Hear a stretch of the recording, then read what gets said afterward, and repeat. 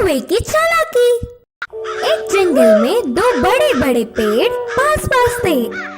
एक पेड़ पे कौवे घोंसला बनाकर रहते हैं तो दूसरे पेड़ पर कबूतर रहते थे। पूरा दिन खाना ढूंढते हुए शिकार के लिए भागते थे। शाम ढलते ही अपने अपने स्थानों पर विश्राम करते थे। कौवे के समूह में एक अति आलसी कौवा रहता था। वो उठना ही देर से उठता था। बाकी सारे खाने के लिए बाहर जाते हैं तो ये कहीं ना जाते हुए पेड़ पे ही आराम से रहता था। कुछ ही देर में वो सारे खाना लेकर खाते समय उनमें मिलकर छीन के खाता था। ऐसे उस दिन उनके लाई हुई खाने को समेटकर कौवे एक तरफ और कबूतर एक तरफ समूह में आकर खाते हैं। तो कौवे हर समय झगड़ते हुए अपने अपने बल से आहार लेते थे। कबूतर तो सब मिलजुल कर रहते थे, बिना किसी झंझट के एक सामान बांटकर खाते थे। उन कबूतरों की एकता देख आलसी कौवे ने सोचा कि आहा, उन कबूतरों को तो देखो कितने अच्छे हैं और हमारे देखो कैसे हैं। छी, अगर जन्म लेना ही है तो शेर की तरह लेना चाहिए या फिर कबूतरों की तरह लेना चाहिए। बोलकर बहुत ही उदास हुआ। कुछ देर सोच में पड़ गया और चालाकी से एक चाल चली। कपड़ों को रंग डालने वाले के घर जाकर सफेद रंग में डूब के उठा। उसके बाद अपने आप को शीशे में देखकर उछलने लगा। देखने के लिए कितना सुंदर हूँ, कोई भी मुझे कबूतर ही सोचेगा और कबूतरों के साथ अच्छे से गा सकूंगा। उड़ते हुए जाकर कबूतरों के समूह में मिल गया। धीरे से अच्छे से खा रहा था। खाने के लिए झगड़ा कर रहे कौवे को देख नफरत करने लगा। ऐसे कुछ दिन बाद उस आलसी कौवा बिना कष्ट किए आराम से रहने लगा। एक दिन भूख से बहुत भाग गया। गले में खाना अटकने से पानी के लिए रोक नहीं पाया और तुरंत बोल के जोर से चिल्लाने लगा। इससे कौवे की पोल खुल गई और क्या, सारे कबूतर मिलके कौवे को चोट से मारते हुए भगा दिया। अरे बाबा, थोड़ी भी रहम ना खाते हुए चोट से मार रहे हैं। अब फायदा नहीं, मैं मेरे रूप में बदलना ही ठीक है, बोल के सोचकर पानी में डूबा। मजाक ये था कि वो कड़ी रंग होने के कारण वो गया ही नहीं। बिना कुछ समझते हुए अकेला ही रह गया। अब देख देख के भूख ना सह पाते हुए आखिर में कौवे के खाना खाकर उनके समूह के पास चिल्लाते हुए आया। वो कोई अजनबी पक्षी है समझकर सारे कौवे एक होकर उसे भगा दिया। उस आलसी कौवे की चाल विफल होकर उसके लोग भी आने नहीं देने से आखिर में अकेला रह गया। इस कहानी की नीति है कि बाजू वालों के लिए भागने से अच्छा हमारे लोगों से खुश रहे। जादुई घड़ा। एक गांव में एक चोरों का सरदार था। उसका नाम मंगल दादा था। कल मैंने तुम दोनों को 1000 रुपये दिए थे। उन्हें दुगना करने के लिए कहा था। क्या हुआ उन पैसों का? सरदार, मैं उन पैसों को एक दुकानदार के पास ले गया था। मैंने उसे 1000 रुपए की नोट दी और चिल्लर मांगा। उसने पैसे गिनने के लिए जैसे ही थैली निकाली, मैंने उसकी थैली चुरा ली। उसने थैली खोली और पैसे देखे। अरे बेवकूफ, तूने 1000 रुपये देकर 500 चुराए हैं। तूने तो घाटा कर दिया मेरा। उसने रोनी से पूछा। मैंने एक पैसे वाले सेठ का पर्स चुराया है। जब रोनी ने जेब में पर्स ढूंढने के लिए हाथ डाला, सरदार, पर्स के साथ साथ आपके 1000 रुपए भी चुरा लिए हैं। मुझे लगता है कि वो शायद मेरा ही शिष्य होगा। मैं तुम दोनों को आज फिर एक काम दे रहा हूँ। अगर तुम इसमें नाकाम हो गए तो मैं तुम दोनों को पास नहीं करूंगा, और अगर मैंने पास नहीं किया तो तुम कभी चोर नहीं बन पाओगे। दोनों रोनी और जॉनी उसके सामने हाथ जोड़कर विनती करने लगे कि ऐसा मत करो। अच्छा, ये काम कर दो, मैं तुम दोनों को पास कर दूंगा। पास के एक गांव में एक राजा का महल है। उस महल में जाकर कुछ जेवर चुरा कर ले आओ। दोनों रात में चलते चलते महल आ गए। वो धीरे से महल के अंदर आ गए और कुछ जेवर चुराने लगे। जेवर चुराकर वो महल से बाहर आ गए। दोनों एक पास के घर के आंगन में आ गए।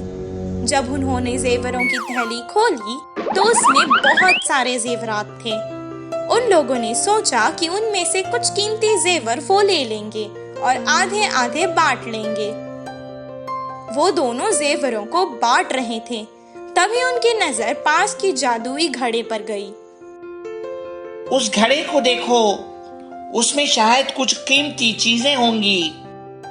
शायद इसमें कुछ बहुत कीमती होगा। वो दोनों लालच में उस जादुई घड़े के पास गए।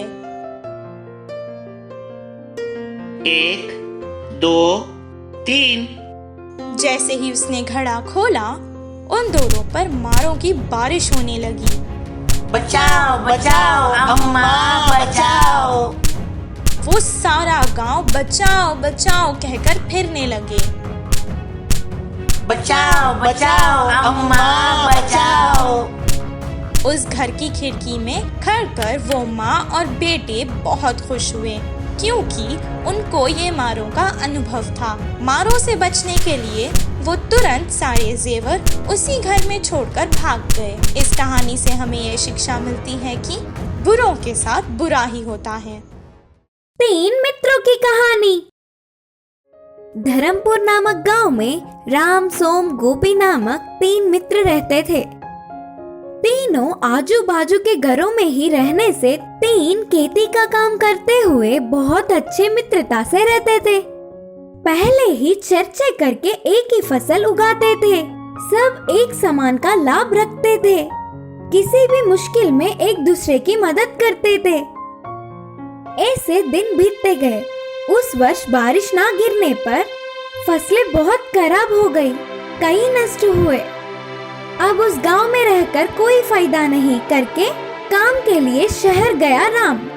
घर वालों के ना मानने पर सोम और गोपी उसी गांव में रह गए।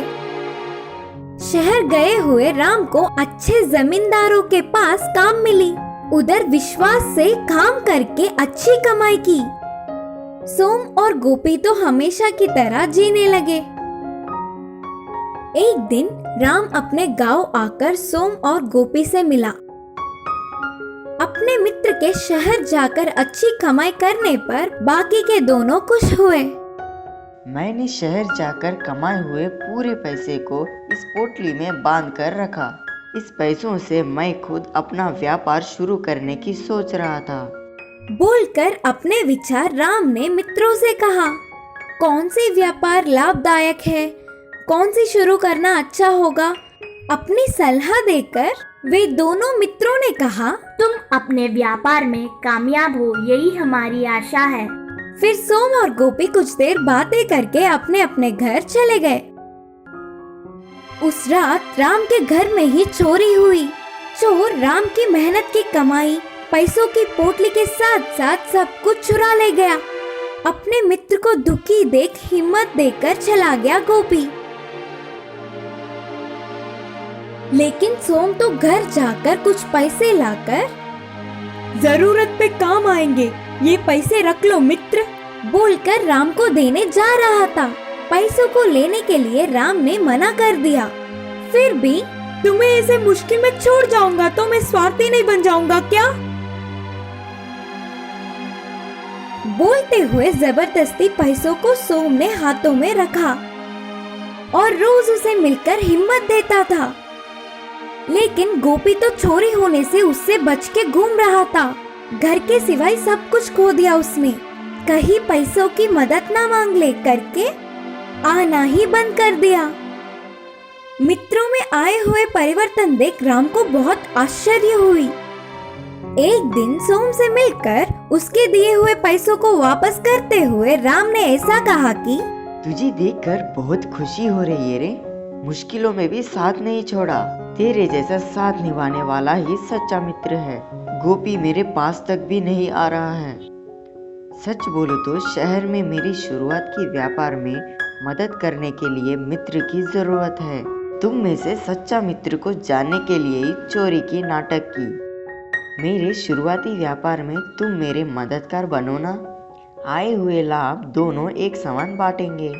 उन बातों को सुनते ही सोम खुशी से उछल पड़ा।